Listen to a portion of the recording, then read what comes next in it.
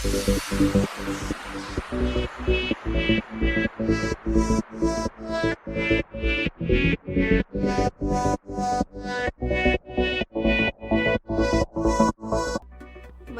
नमस्कार आहे माझा. तर मी आज मसुरीची डाळ बनवणार आहे. त्यासाठी जे साहित्य लागणार आहे ते बघू शकता. कोथिंबीर घेतलेली आहे, मध्यम आकाराचा एक कांदा घेतलेला आहे, एक टोमॅटो घेतलेला आहे आणि कढीपत्ता घेतलेला आहे आणि एक वाटी डाळ घेतलेली आहे. तर मी आता हे कांदा आणि टोमॅटो बारीक चिरून घेते. तेल गरम झालेलं आहे. मी आता हे बारीक चिरलेला कांदा टाकते. याला कलर येईपर्यंत परतून घ्यायचं आहे. कांदा बारीक चिरून घेतलेला आहे, टोमॅटो बारीक चिरलेला आहे आणि कढीपत्ता स्वच्छ धुवून घेतलेला आहे. मी आता इथे गॅस चालू करते. कढई ठेवलेली आहे. आता याच्यामध्ये 2 चमचे तेल टाकलेलं आहे. मी बघू शकता कांद्याला छान असा कलर आलेला आहे. फोडणी आपली तयार आहे. तर मी आता हे बारीक चिरलेले टोमॅटो टाकते. आता ह्याला पण मऊ होईपर्यंत परतून घेते. आणि कढीपत्ता, चमचे जिरा,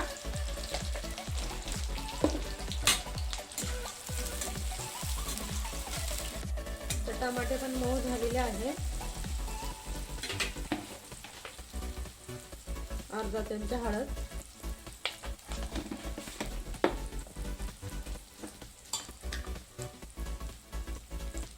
लाल तिखट 2 चमचे. याला खाली उडी करून घेते.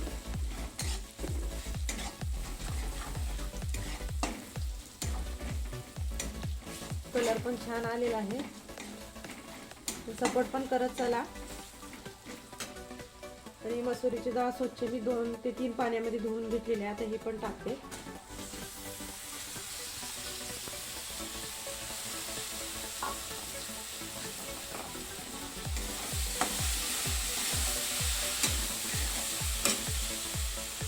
खालीवर करून झालेलं आहे. आणि आता चवीपुरतं मीठ,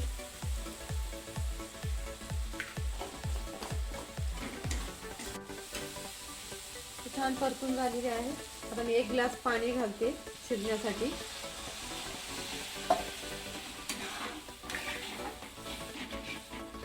कलर पण खूप छान आलेला आहे, बघू शकता. आणि मंद आचेवरतीच 15 मिनिटं मी आता ह्याला शिजण्यासाठी ठेवणार आहे. तर 15 मिनिटं लागतील. 15 मिनिटं झालेली आहेत. मी झाकण काढते. तर बघा शिजून तयार आहे मसुरीची डाळ. झटपट होणारी आहे डाळ. आणि आता वरून घालायची आहे कोथिंबीर बारीक चिरून घेतलेली आहे.